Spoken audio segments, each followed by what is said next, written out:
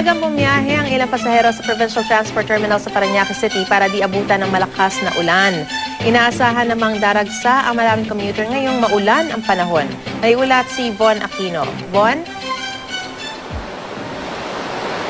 Maris, magdamag naging masungit ang panahon sa bahagi ng Parañaque City at Cavite na sinabayan pa ng malakas na hangin dulot ng bagyong Labuyo. Sa Kawit, Cavite, malakas ang pagaspas ng hangin na sinabayan pa ng magdamag na pagulan. Sa Parañaque naman, magdamag ding umulan. Ang mga pasahero sa Provincial Transport Terminal dito sa Coastal Road, maaga pa lang babiyahe na raw para hindi na maabutan pa ng mas malakas na pagulan ngayong araw. Ang mga taxi driver naman sa tapat ng terminal ay nakahanda na para sa inaasahang dami ng mga pasahero ngayong maulang Lunes.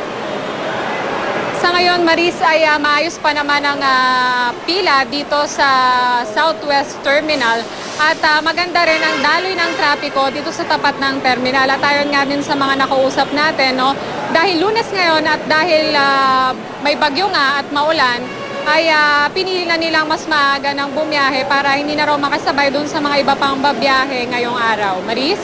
Maraming salamat, Von Aquino.